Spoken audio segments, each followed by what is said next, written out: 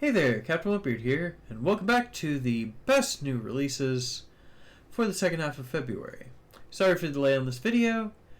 Next Fest happened, and I only had a week to cover all of the demos, which was over 100 for Next Fest, and a lot of those were only available for 7 days. I got all that covered. I'll be releasing a 5-part series in the near future, probably over the next week or two. But today we're going to be covering the second half of February, and I follow all the new releases so you don't have to, and I'll let you know what the most interesting stuff is. So let's go ahead and jump right into it. Doki Ragnarok is a visual novel in which you romance villages around the world. It takes place in a ridiculous world where Viking raids are like going on a date with the whole village, which honestly isn't that far removed from reality, but let's not go too far into that. I haven't seen too often many dating sims that pique my interest quite as much as this one just because of its ridiculousness. I definitely recommend giving this one a shot. I had a lot of fun with it. And in the not safe for work category, we have Ragnarok 2, which has finally received an English translation, officially from Ellisol. Now this one is notable because originally it was going to be released on Steam, but the developers ended up having to find an alternative release method because Valve did not want the sequel to the original Ragnarok by Alicesoft released on their platform. Which, fuck them, it's a fantastic game, and they can eat a bag of dicks on that one. If you haven't played the original Ragnarok, I highly recommend you check it out. It's a fantastic game, easily in my top 3 for best turn-based RPGs of all time.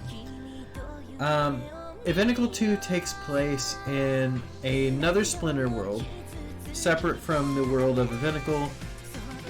At least one character will be in common, but it's mostly going to be an entirely different cast.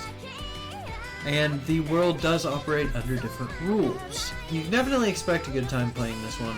You can expect an in-depth story, an expansive world, and very well-written, rich characters. I highly recommend you check it out if you have an interest in not safe for work content. I'm sure you'll enjoy it. I know I'm looking forward to playing through it. And let's move on to the next one.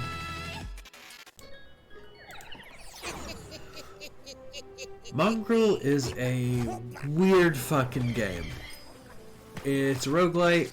You're going to be getting around by being flushed down the toilet, fighting weird shit monsters.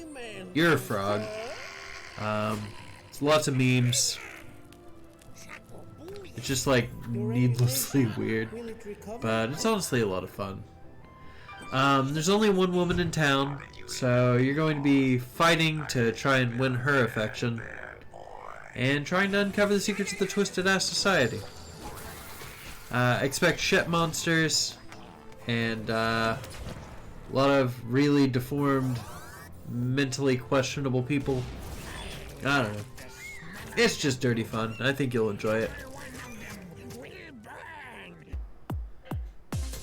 Up next is Pretty Girl Speed by Zoocorp. Now I don't know about you guys, but when I was in high school I played a shitload of Speed. It was one of the card games I played the most. In fact, just about every lunch break back when I was in high school, I'd either be playing Speed or Magic the Gathering. So I got a lot of love for it. And there really aren't any other games I can think of where you can play Speed against an AI opponent. In fact, there really aren't that many games where you can play Speed at all on a computer. So that's definitely one thing that made this stand out as a notable entry for the month of February. If you enjoy Speed, definitely check it out. I know I'm going to be picking it up because I haven't played Speed in decades at this point. Super Dungeon Maker is both an engine and a player for top-down 2D action RPGs. It's designed for making and playing games which kind of fall into the original SNES Legend of Zelda vein, where it's all about dungeon crawling, finding items, finding keys, opening doors, fighting enemies. That original Legend of Zelda style. You can download and share games on the Steam Workshop, and it's a pretty cool experience, to be perfectly honest. It is community driven, so the longer the game's out, the more games you're going to be able to find to play that others have made. But you've always got the opportunity to make your own and help contribute to the community.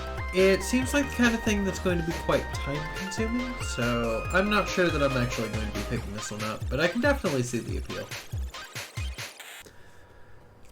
Who's Leah is a pretty unique game from the same developers that brought you Your Amazing Tegachi. Also a pretty unique game. Both of these games have some pretty twisted horror elements to them, so be very aware of that before you jump into these. Don't expect anything wholesome with either one of these.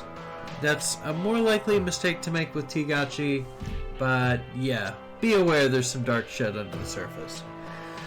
In Who's Leela, it's described as a reverse detective adventure where you control your character's face.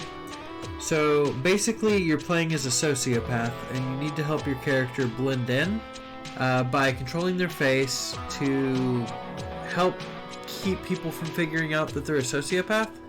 There will be detectives trying to figure out some crimes going on, and you need to blend in. It's certainly not a game for everybody, but if you're looking for something a little bit different with some dark undertones, this might be the game for you.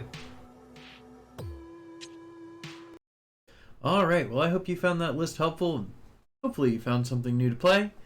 If you did, be sure to share the video with a friend, because word of mouth helps small channels like mine grow, and consider supporting me on Ko-fi. Links in the description below. See you in the next one. Have a great night. Peace out.